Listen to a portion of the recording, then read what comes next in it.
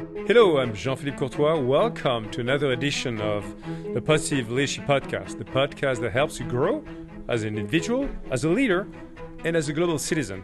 My guest today, Daniel Goleman, is a renowned psychologist and author, best known for his groundbreaking work on emotional intelligence, which discounts IQ as the sole measure of one's abilities. His best-selling book, Emotional Intelligence, published in 1995, was on the New York Times bestseller list for 1 year and a half, yes, and brought the concept of emotional intelligence to the forefront of public consciousness. His work has had a profound impact on leadership strategy, coaching, education, psychology, influencing both individuals and organizations to recognize the importance of emotional skills in navigating life and achieving lasting success. His latest book, Optimal: How to Sustain Excellence Every Day, was published earlier this year. It is a fascinating read, packed with practical methods for how to achieve high performance and satisfaction while avoiding burnout. Daniel, a very warm welcome to the Positive Leadership Podcast. What a pleasure it is to talk to you today. Thank you. It's a real pleasure to be here. So I'd like to start with a bit of background information. Sure. I'd like to start with that with all my guests. You were born and raised in California, I think, just after the Second World War. Your parents were both college professors. Your mother was also a social worker, and your father taught in humanities. So can you paint us a picture of your formative years? What were some of the key moments for you growing up? And was there anything in your early development that inspired you to work in the field of psychology and to dedicate so much of your working life to studying and writing about emotions? Well, I think looking at my childhood, I grew up in a very, I don't know how to say it, agrarian city. It's a farm city in the Central Valley of California, a very boring place. However, my parents had an active life of the mind. My mother, as you mentioned, was a social worker. My father was a really beloved teacher at the college he taught. And I felt that teaching was a very generous profession because it helped other people get where they want to go. And then I left California. I went to college in the east coast of U.S., a very competitive place. I ended up at Harvard studying clinical psychology. And I thought this would be a good way to express what my parents had modeled for me, which was helping other people. And then when I had an opportunity to become a science journalist, I realized I could reach millions, not just one at a time. And so I became a writer. That's more or less the trajectory. Okay. Can you tell us more, Daniel, about some of the core values maybe of your parents as a family as well? Yeah. And maybe you can connect the dots later on in your life with some of the skills that you've been talking about eloquently in terms of emotional intelligence. Maybe any insights on those foundational values, maybe? Well, my mother had a motto, which is heard often, actually, which was make the world a better place. That's a nice one. And there's certainly a lot of values expressed in that. Yes. And my father had a philosophy that we should learn as much as we can about human nature, the good and the bad, so that we can help other people. So I think putting those two together said to me, oh, well, psychology seems to do that. So that was the past. So as you said, you graduated from Harvard and then you took a job with the magazine Psychology Today, which then paved the way for 12 years reporting for the New York Times, covering psychology and other related topics as well. I think it was at this time when the overwhelming amount of research and data on emotions and the brain that you had gathered and written about gave you the inspiration for the groundbreaking book, of course, Emotional Intelligence. So what made you want to branch out on your own at this point after 12 years, again, as a very, I would say, famous journalist? What happened? Because I think you're already published, but it was a big risk in a way for you to leave a secure job, right? So well, actually, here was my dilemma, frankly. At the New York Times, I could write about what my editor thought I should write about. When I wrote a That's book, I right. could write about whatever I wanted to write about. And I thought that was not a big choice, Yeah. no brainer, as we say in English. So I was happy to write a book. I put together, I would say about a third of the book, Emotional Mm. Intelligence, was rewriting things I had already done in the New York Times. I've been covering emotions, particularly Yes. emotions in the brain. Yeah. And I felt that in 1990, I saw this article by my friend Peter Salovey, who's now the Yes. president of Yale University. He and John Mayer wrote an article called Emotional Intelligence. I'd never seen the phrase before. I thought, Mm. that's so great. It sounds like an oxymoron. They don't go together, intelligence and emotion, but it means being intelligent about emotion. Uh, And I use that as the title and frame for the book. Wonderful, wonderful story in terms of the inception point of your book. I mean, we obviously know that the book gained a huge following and caught the collective imagination of, I mean, millions of people around the world, literally changing people's perceptions about the role that IQ and EQ play in our lives in the workplace. So, did you ever imagine at the time that it would be that successful and still popular so many decades after you published in But, 85? publishing a book is like playing a roulette. You never know how it's going to do before it Yeah, comes out.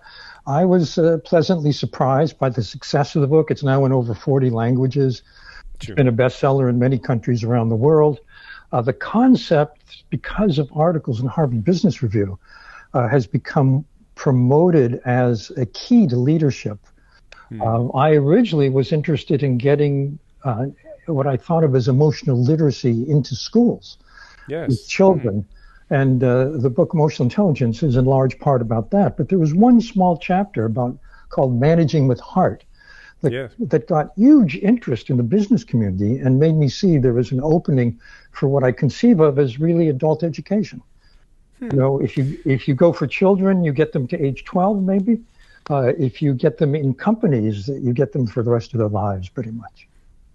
And which is wonderful. Reflecting on what you just said before, right, with your dad as a teacher, did he in some ways inspire you about that need to connect emotional skills in teaching as well, and in learning, by the way, with kids? Well, I think he modeled it implicitly. He never said anything about it explicitly. Yeah, yeah, I kind of put that together because I studied clinical psychology, and when you're working with patients, emotions are really what you're dealing with. yeah. People come because they're anxious or they're panicked or they're depressed or they're too angry. So you're always dealing with it. So it was obvious to me from the get-go that we need to deal with emotions. And I was told when I wrote the book Emotional Intelligence, well, you can't say the word emotion in a business. I was cautioned. And I realized Yeah. that there was a kind of cultural norm in corporations, particularly, that Yeah. emotions were not allowed. But, the brain doesn't pay attention to that. We always have emotions. We don't leave them at home. They come with us to the office, and they matter enormously. And if we don't deal with them intelligently, we're in trouble. Yeah. I mean, in a way, there's been for so many years, you could argue still today, I guess, some form of censorship when it comes to EQ in a workplace. And, when I think about the way society as a whole, Yes. education with the famous SAT today, okay, for college, but also the workplace rely on IQ, it means that we've still not completely changed the paradigm, right? And so No. what do you think is it so hard for society to move away from a single-minded, basically, IQ approach to a more balanced IQ and EQ approach? And can you talk about different roles, of course, at a high level, IQ and EQ should play together? Let me tell you how they actually interact. It's Yes. very important to understand this. I think we are socialized during our school years and in our graduate training to value IQ. And there's no question that if you take a large population, like my public high school had 2,000 plus students, and you gave an IQ test, that IQ would predict the lifelong salary level of that person, because it's an excellent way to gauge what profession that person can go into. Can they be a high-level executive? Well, you need to have an IQ about a standard deviation above the norm. Same for an advanced degree. However, this is where it gets tricky. So IQ is an excellent predictor of how far your cognitive abilities will get you. But once you're an employee at, say, Google or a major corporation, everyone else is as smart as you are. That's where emotional intelligence starts to matter. Who will emerge as an outstanding leader, outstanding team member, an outstanding performer? It has nothing to do with IQ differences because there's a very high ground effect for that. It has everything to do with how you manage yourself and how you relate to others, and that's emotional intelligence. And don't you think that, today, given in a way the crisis happening in higher education or higher ed, in the US in particular, with all the reasons that you know better than I do, both in terms of financing as well, of course, the studies, but also in terms of the needed diversity of students being enrolled, why don't you think that the model is not shifting yet completely or not enough? Meaning, in terms of accepting more of that IQ. I don't think the answer is in the academy. I really don't. Because professors still are valued for their publications, for how intelligent they are. IQ still matters by the people who are socializing young people in our schools, even at the graduate level. So I think business is the arena where we can change that. Because if you're in business and you look around, you see that the people who are most outstanding as performers, who everyone respects, who are most influential, are people who are emotionally intelligent as well as having the IQ you need to get in the game. So I can hear you, Daniel, that you're an optimist and that hopefully the business workplace will probably lead the way and then may influence education system as a result of what they're getting to, maybe. I was just talking to a group of investors in New York City, and I made a point that really hit home with them, which is the way the brain is designed. There's a very direct connection between your emotional state and your ability to take in information, understand it deeply, and respond nimbly, which every investor has to do. And it's this, and everybody knows this. When you're upset, you can't think about other things because emotion drives attention, and attention is the key. So I feel that one of the things we can do, no matter what our position, is manage attention, train it to, it's a skill. It's a skill set, like your muscle. Every time you go to the gym, lift a weight, that muscle gets that much stronger. It's the same with attention training. And by the way, mindfulness in every meditation is a form of training attention. And we'll get back to that in a few minutes, Dan, because I'd love you to walk through some of your own practice for sure for our listeners. Sure. I'd like to go back to some of the roots, maybe, if there's any, with some of the most revered philosophers, in the past. Aristotle, as an example, discussed the concept of phronesis, practical wisdom, which involved the ethical and emotional aspects of decision-making. Plato, in the Republic as well, distinguished three parts: the rational, the spirited, and the appetitive. And probably emotional intelligence, I would argue, should be connected to the concept of the spirited part, I guess. Nietzsche as well is known for his critique of traditional moral values, but he emphasized the power and value of emotions and instincts. So clearly, emotional intelligence has been around in many ways without saying it. In some of the foundational philosophical models. So can you describe us today in 2024, Daniel, how important is it, from your point of view, to basically develop that new muscle for all of us? So, philosophers have sensed this for centuries. Because human nature has not changed. The design of the brain has not changed in 100,000 years.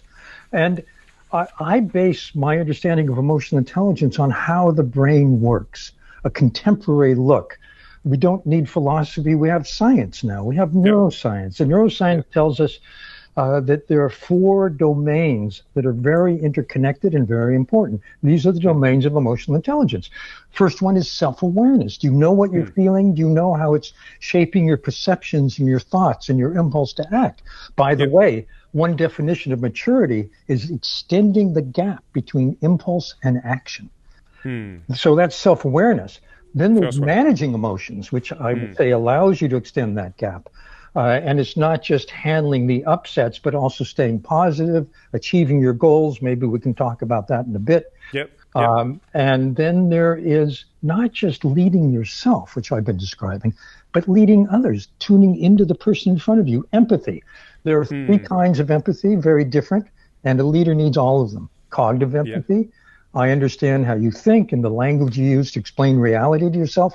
I can use those same terms to message you effectively. The second is emotional empathy, very different part of the brain. And that means I know how you feel. I sense it too.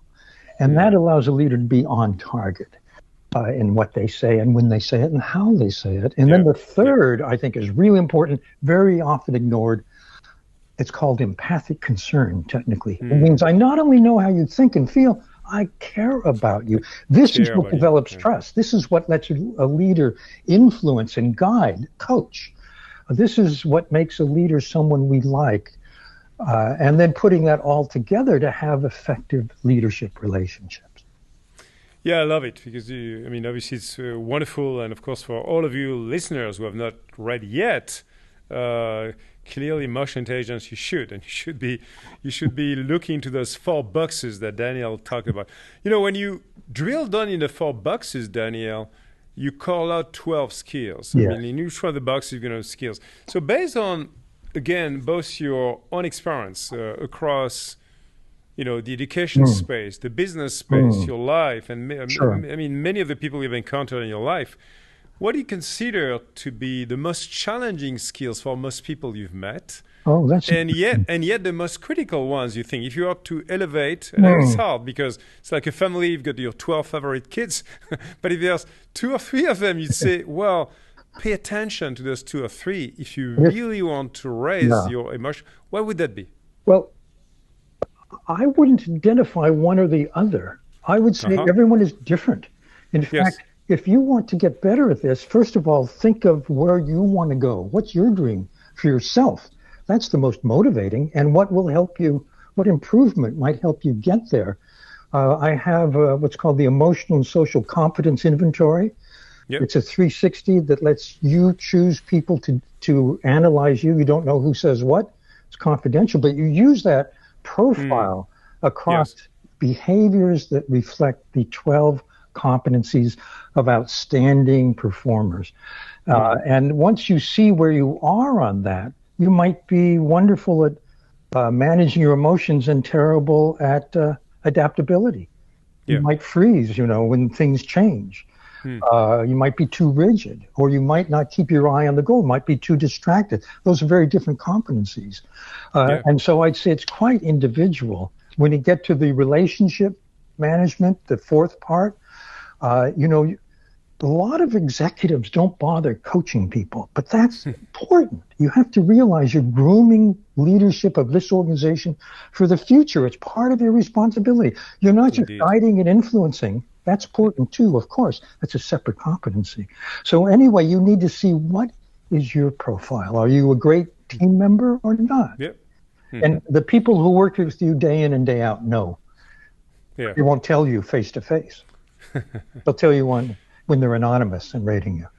Yes. No, it's great advice again to all of us, Daniel. No, I like to go back to what you mentioned before, because you've been a practitioner all of your life yourself, right? And I know that you've been using meditation, mindfulness as well. And so I was very interested actually to read of the work that you and neuroscientist Richard Davidson did on the benefits of mindfulness. I think you listed 4 real benefits. So can you elaborate on those 4 benefits and the way you do that as well? Well, I don't recall what the 4 are, but I will talk about some benefits, because meditation, as I said, belief system aside, irrelevant. There are many belief systems, but you're really training attention.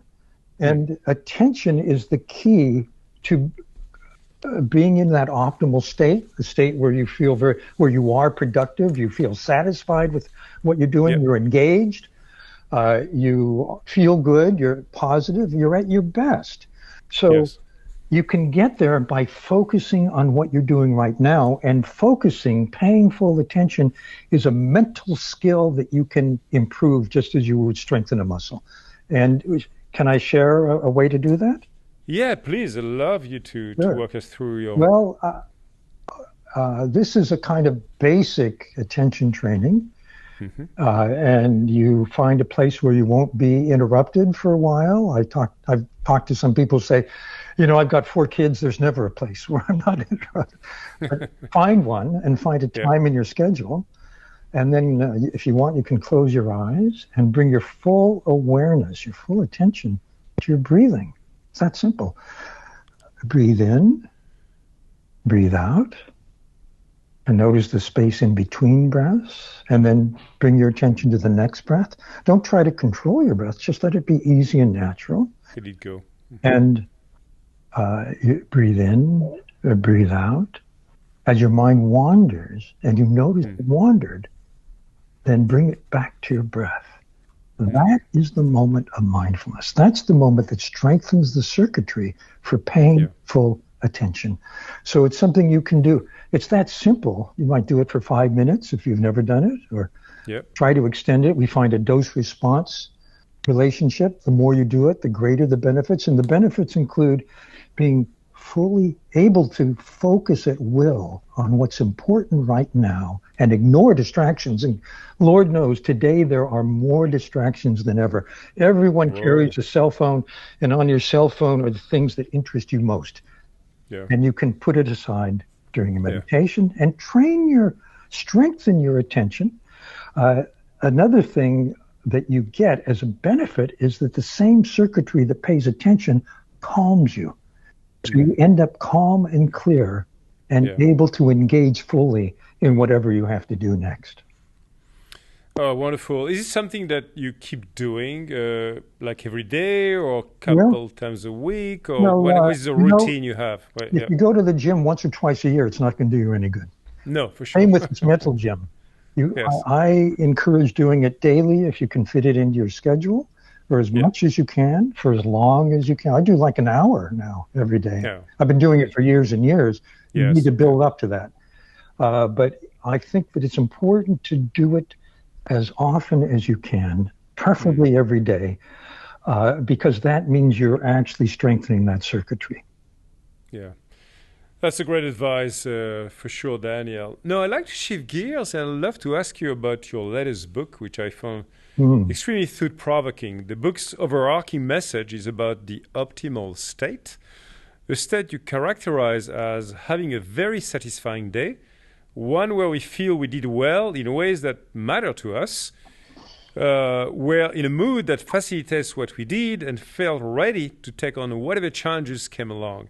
In contrast, you discussed the flow state, which is infinitely harder to achieve and is harder to sustain for long periods. So can you talk about the optimal state and the flow state, the difference between the two of them? And why is it better to seek optimal living and working over striving for flow? I think the reasons are become obvious once you look more deeply into each. The flow state was discovered by researchers at the University of Chicago who asked people, ballerinas, chess champions, neurosurgeons, tell us about a time you outdid yourself. You were just fantastic. Even you were surprised at how well you did. And they all didn't matter if it was surgery or a chess game, didn't matter. The internal state was the same, and that's what they called flow. It's a state where you're fully focused. Remember, I was talking about that. It's a state where whatever it is, you do at your best, at your very best. Your self-consciousness disappears. Time speeds up or goes slowly. It means you're in an altered state. The problem with flow, which sounds great, is you can't make it happen. It happens to you. It's like grace falls from the sky. That one time you outdid yourself. And if you hold yourself to that as your standard, you're only going to be self-critical. and that doesn't Yes. help you at all. So that's why we say, look, you can get into a state of high performance by paying full attention. And that high performance state, this comes from research at Harvard Business School, where 12,000 journal entries were analyzed of people's work days, and they found that the best state, as I said, is one where you perform well, you're highly productive, you are very engaged and committed. This means, of course, lower turnover. People who feel committed to what they're doing don't quit. You feel good, you feel connected. It's a state where you can say, boy, that was a good day. Yes. And everybody knows what I mean by that. And it's achievable. So you don't have to be self-critical. I think it's very interesting, Daniel, because in a way, I mean, this book has been written like almost 30 years after emotional intelligence, right? And so it reminds me of a critique being done these days by some neuroscientists on kind of the moral injunction, I think, to all of us to become the best version of ourselves every single day of our lives. I mean, we hear that in many, not just social media, podcasts, gurus, and so on. Hey, JP, you have to be the very best and excel every single moment of your life. And it's not human at the end of the day. So my question to you is, with time and reflection, are you now more cautious about pushing people to strive for perfection with the flow, and instead advise us to reach what you call the good enough practice in our lives with the optimal? You're really talking about people putting themselves on the track for burnout by expecting every moment of every day I'm going to be my absolute best. Nobody's like that. We want to do a good enough. We want to have a good day at work, for example, or a good day with our spouse, or a good day with our kids. But you can't do it all the time. And the recipe for burnout starts with constant stress. And people often stress themselves by holding themselves to too high a standard and being self-critical. Your self-talk, as we call it, what goes on in your head is very important here. Because if you're putting yourself down, if you're criticizing yourself, it actually evokes a negative internal state, not a positive one. And, I love you. Sorry, keep going, Daniel. Well, no, and if you do that all the time, you get to a state of emotional exhaustion, which is the prelude to burnout. And that, of course, leads many people to quit. And I see so many times such unfortunate, I would say, outcomes, Daniel, both with people at work, entrepreneurs who are giving it all, but so much that they forget they are humans, right? And they are burnt out, and they go clearly too far with their lives. Well, so I think it's a great advice to become more nuanced, and even actually the word optimal, I think, has to be well defined, because I would argue that some people might understand optimal as like, wow, still a super high bar, right? Well, optimal is not necessarily perfect. Right, I agree with you. It's pretty good. It's good enough. And perfection, holding yourself to perfection, being a perfectionist, means that you're self-critical quite a lot. You don't see your good side. You only think about what you didn't do. And that's not helpful. So let's continue this discussion. I mean, your research has shown that successful leaders show strengths in self-awareness, self-regulation, motivation, empathy, and social skills. And again, the book you published after your very popular book on emotional intelligence on what makes a leader really struck a chord with so many people around the world. And I'm a strong believer, by the way, that many people have hidden leadership capabilities that are waiting to be unleashed by others or by some meaningful discovery of your life. So what is your own definition of leadership? And how would you describe what makes a positive leader? Kind of two questions in one. Well, consider this. Leadership is the art of getting work done well by other people. Every leader depends on how their people do. And some leaders drive them, and they don't realize that constant upset or stress is bad for people. They don't realize the body's designed to rest and recover. We need a period every day where we can restore ourselves. We can't take constant stress. But some leaders, unfortunately, try to get results by stressing people continually. Other leaders get the same results by inspiring people, motivating them, guiding them, which is a much better motivational system. And we find, for example, that if you used a human resources lens to look at that optimal day, you see that engagement is high, turnover is low, satisfaction is high. All of the indicators are in the right direction, but people don't experience it that way. Companies look through a lens that sees it that way. That's right. So let's build on that and come back again to my question about what makes a positive leader. You know, I had on my podcast, Daniel, people I'm sure you know super well, like Martin Seligman, Barbara Fredrickson, Kim Cameron as well. Yeah. And, you know, and obviously all of them contributed to positive psychology, but also defining some of the foundation of what is called positive leadership these days. So what is your definition of a positive leader? I would say a positive leader is one who is emotionally intelligent, who knows what they're feeling, manages their feelings well, stays focused on the goal despite the distractions of the day, tunes into other people. Yeah. Accordingly. Yes. And I think that staying positive and being positive attitude is key to being a leader who gets the best out of people in the best way. Yeah, that's a great definition. I love it, and I more than agree with you.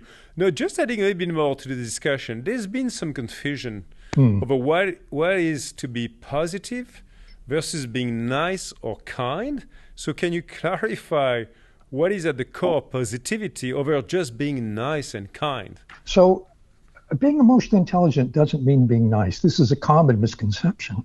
It means telling the truth in a way people can hear it. It might be a hard truth. And one of the common errors in the business place is giving performance feedback rarely and doing it in a way which demoralizes someone. They feel they're just being criticized and their best parts aren't even recognized. So I would say the advice I would give a leader is give feedback in the moment when you can. Not in front of other people, you know, because it might be embarrassing, but still, and also separate the person from the behavior. Very important. You want to help a person see that when they do X, it has this consequence. Y, it would be better if they do Z. And by the way, you're excellent at A, B, and C. So I'm sure you can do this. And also what we found is that organizations that have an emotionally intelligent culture offer effective ways to improve these abilities. That's one thing that sets them apart. And also in performance reviews, it's not just did you get results, how did you get those results? Did you do it in the worst way or the best way? And, you know, and also we find it's important to have someone on the business side say this skill set matters because that will have an impact throughout the whole culture. I mean, I think it's so true, and I can reflect on that over the past many years I've had and keep having as a leader, Daniel. On the way, it's critical for a leader to connect to the core values of the culture of the company you work for and make it real. Yes. And make it real, so that when you coach people, exactly as you said, you actually coach in the context of such values. You talk about the how and the way you saw it happening or not, and you help the people realize actually the alignment or lack of, understanding of what that value means in the real life as we work together. So I think it's beautifully said. The way I think about it is that the best way to motivate someone is to speak from the heart to the heart, to understand the core value, what's the principle, what's the good we're doing in the world, what do I care about in terms of our mission, and what do you care about? And can I inspire you that way? That gets the best effort out of people, absolutely. Love your passion for getting the best of people and growing them. I was also interested, Daniel, to read in your book that over the years you've sought to expand on the definition of some of the fundamental EI competencies. You talk about how you've come to relabel some key components and have opened up the meaning to incorporate more nuance. One key competency, positivity, that we keep discussing together, went up and up. links nicely with Carol Dweck's growth mindset theory that you know, of course, very well. She argues that how we think about our abilities can become a self-fulfilling prophecy. So if we have a rigid, fixed mindset, we take our failures and setbacks to be due to an innate lack of ability and just give up, right? So can you discuss your process of relabeling and broadening out your definitions of the EI competencies? The EI competencies were derived from independent studies of outstanding performers and what made them so good. And then when I wrote about emotional intelligence and the 4 domains that we've discussed, I saw that a set of these competencies embedded very neatly in each of those 4 domains. And over the years, I've thought differently about some of these competencies. So, for example, self-control, emotional self-control is what I originally called the ability to manage upset. But I don't like self-control because every emotion is a message of importance to us. So self-control might be misinterpreted as denying emotion. That's not what I mean. I've changed that now to emotional balance because I think that's more points to what I'm talking about. And then in terms of the self-management domain, I saw a great correspondence between achieving your goals and grit, for example, which is now a hot new idea, which maybe we can discuss a little. And I saw that positivity was key to Duckworth's idea of a growth mindset, seeing that I can change and you can change for the better, and helping people change. So over the years, I've seen correspondence to other concepts that different people have put forth, and I embrace them. So let's build on what you just talked about, Daniel. I just had actually Angela Duckworth on my podcast. Just had. So the episode was just out recently.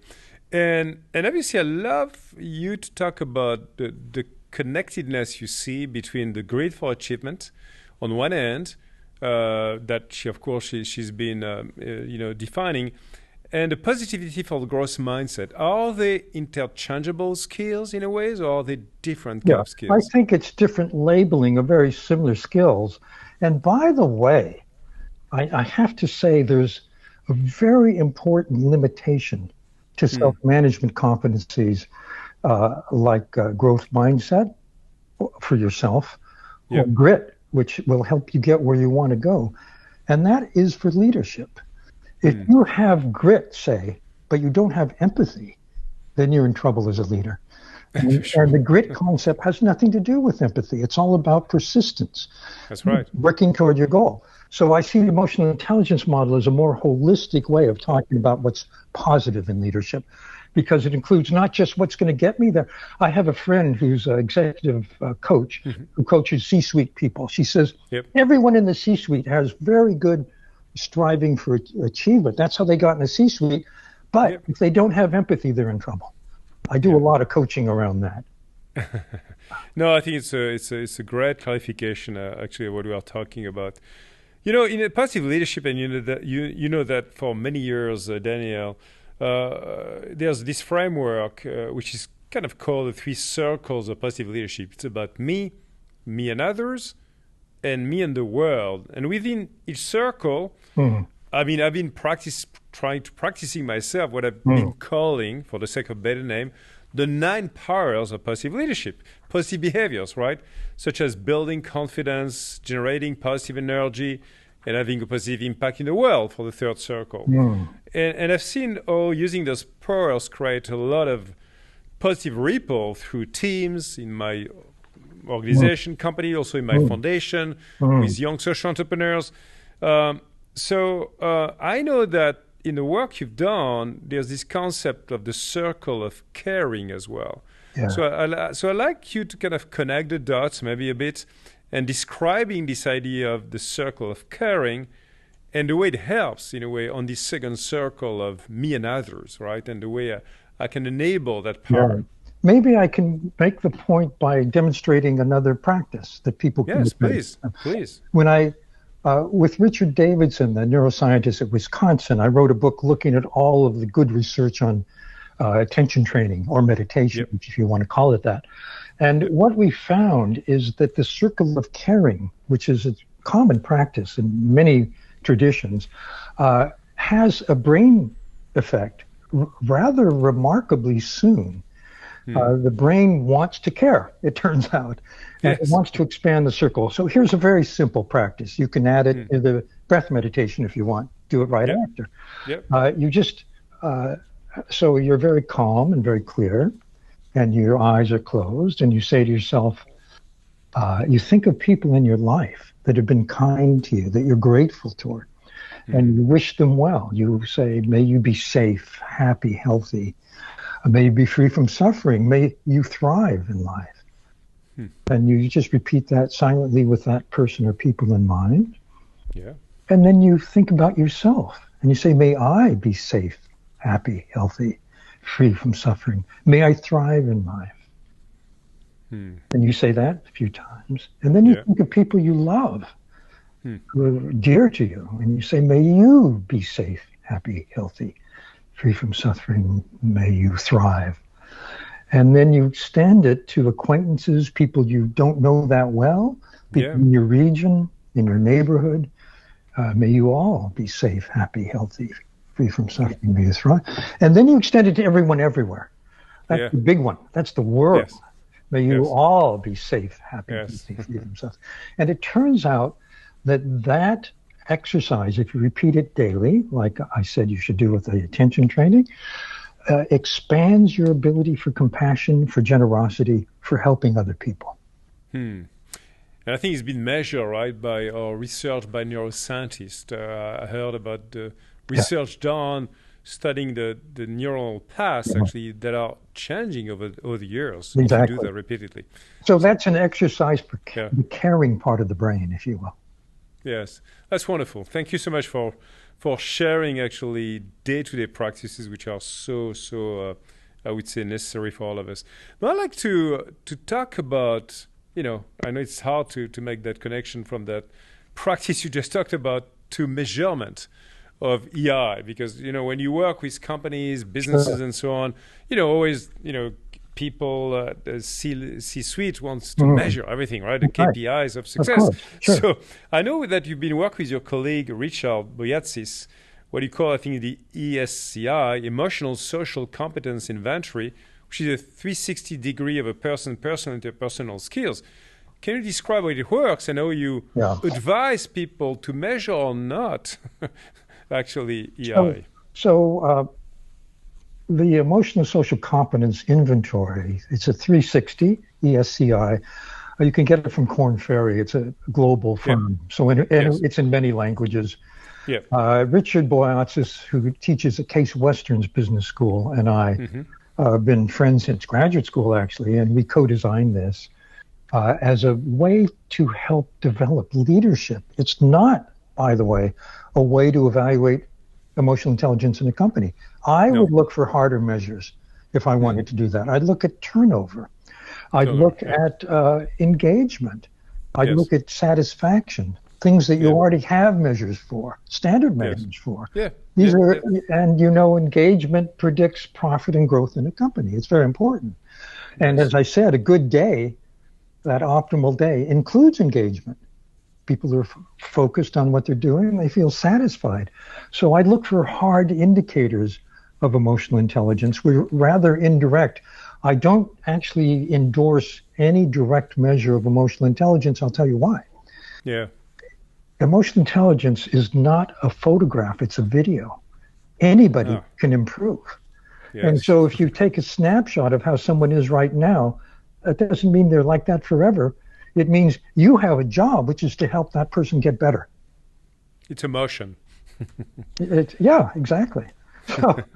So I wouldn't endorse any particular so-called emotional intelligence measure for many reasons. One being, many of them are I report on myself.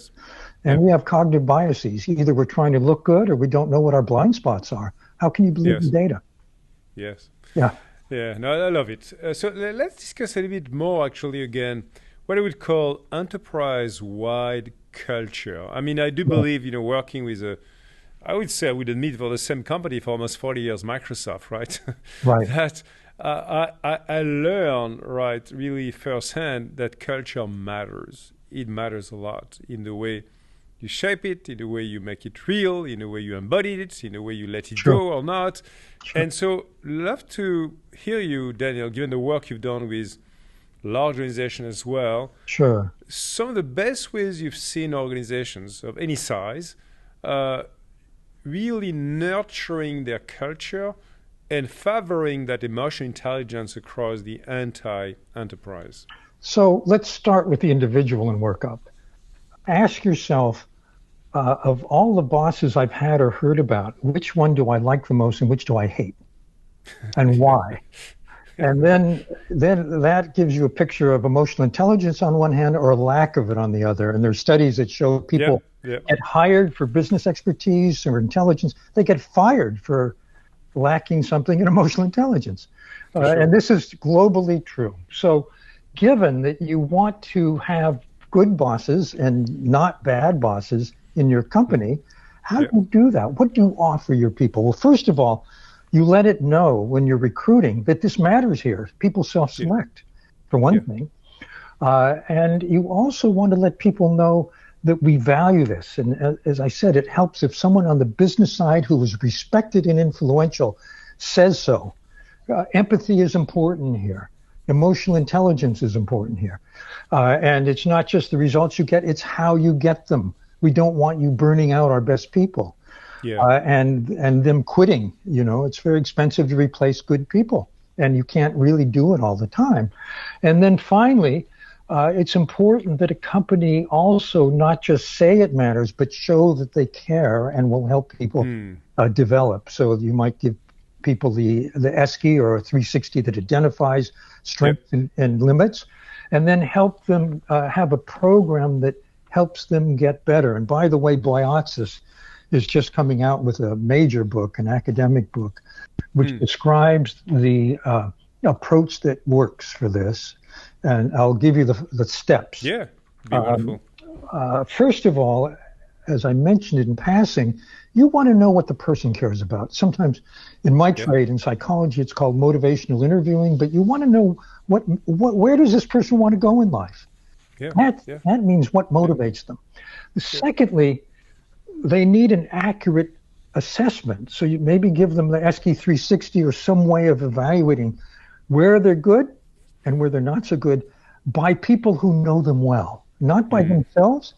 And you want them to choose the people who evaluate them, but those people know it's anonymous. They won't be identified. So they can be totally honest and frank. And then you look at that diagnosis and the person looks at it and then connects the dots. What improvement could I make that would help me get where I want to go? That's highly motivating. Then you want to help that person think of a particular sequence, a behavioral sequence that they can reinforce in themselves. One of the bad habits of executives and managers and leaders is poor listening. Someone comes in, starts talking, and the leader takes over the conversation. Doctors do it, parents do it, teachers do it. And it means you don't really understand the other person. So if you want to get better, you say, okay, when someone comes in, I'm going to listen to them, say what I think they mean, and then say what I think. So that's a big behavior change. Please do this. Cross your arms. Just cross your arms. Okay? Yes. Everybody cross your arms. And now cross them the other way with the other arm on top. I know, it's unnatural. This feels uncomfortable. And that's what it's like to change a habit. And we're talking about habit change. And so at first it might be awkward, but the more you practice, the easier it gets. So sustained practice is a very important part of this. And you want the organization to help you.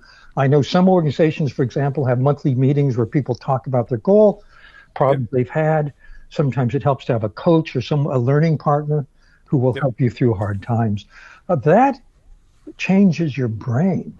That's very important. It's deep learning at the neural level, and that will stay with you through life.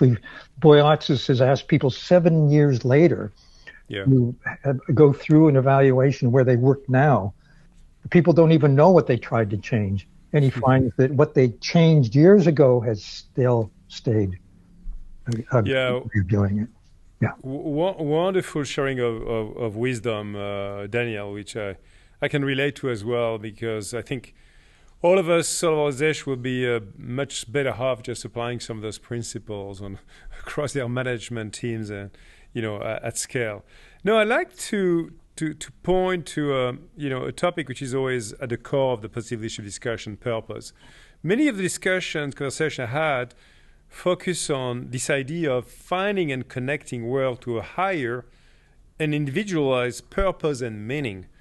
As you've discussed in your book, meaningful work helps us get into and stay in our optimal zone. So you talk actually about the small P and the big P of purpose as well. So I'd love you to ask about how important purpose and meaning is to us, finding and consistently being in an optimal zone, and how would you coach our listeners to shape their own purpose? How to do that? So, as you say, purpose is absolutely important because it's inspiring. It's a higher purpose. It's a higher sense of what we're doing. How are we helping the world become a better place in some sense? And can you, as a leader, communicate that in a way where the listener knows you mean it because you feel it too? And can you communicate in a way where it lifts that other person? Yes. And that's what's so important, I think. So I think being an inspiring leader means that you get the best motivation out of a person because they feel what they're doing has meaning, has purpose.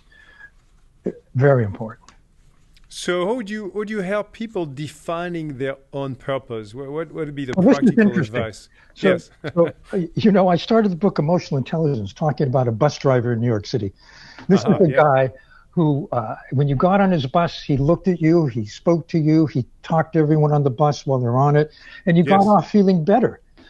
Only when he died, and his obituary was in the New York Times, did I find out he had fans. His name was Govan Brown. About 3,000 letters of commendation, not one complaint.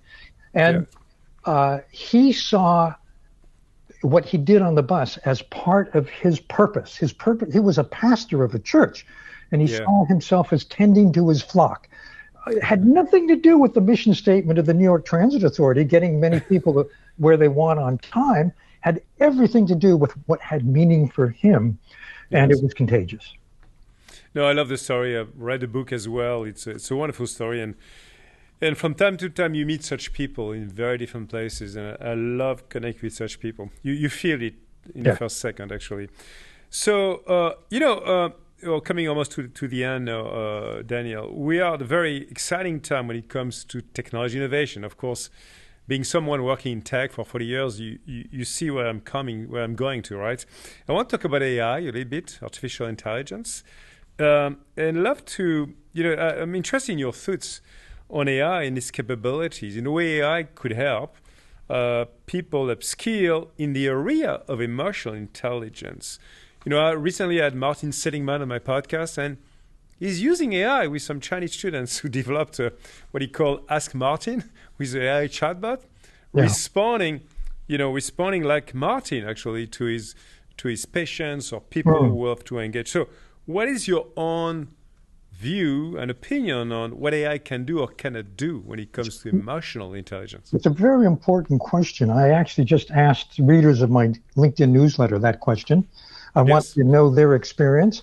My friend Marshall Goldsmith, who's a famous executive coach, just made an AI avatar of himself. And I think it's on one hand exciting, and on the other hand, I have extreme doubts. The doubts are these. An AI is a language learning program. It actually has no emotion. It can't be self-aware emotionally. It doesn't have emotion. It can't manage emotions. Doesn't have them. It can mimic empathy very well, probably. Yes. But does it have the same resonance as a real human leader? I suspect not. And I think that there are intangibles in leadership that AI may never replace. Maybe it will help you learn emotional intelligence to some extent. I don't think it will inspire you. I don't think that it will motivate you in the best way. It might try to mimic someone who does that. Yeah. I don't know that it will feel the same. It's an open question. Right now, I'm a little doubtful.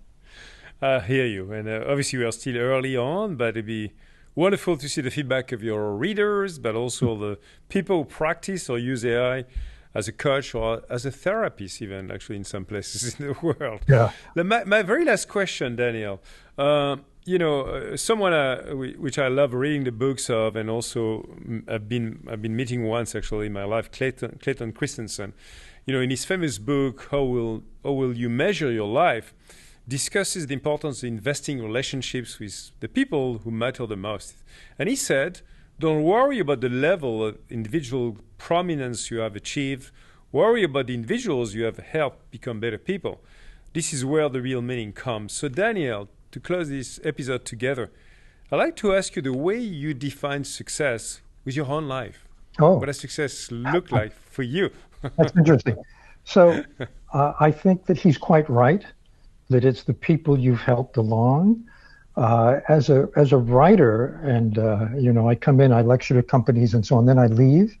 So occasionally someone comes up to me and says, you changed my life with that book. That is a reward. And I think that our personal relationships matter enormously in what is satisfying in life ultimately. But helping people in one way or another, I think, is the very best way to satisfaction.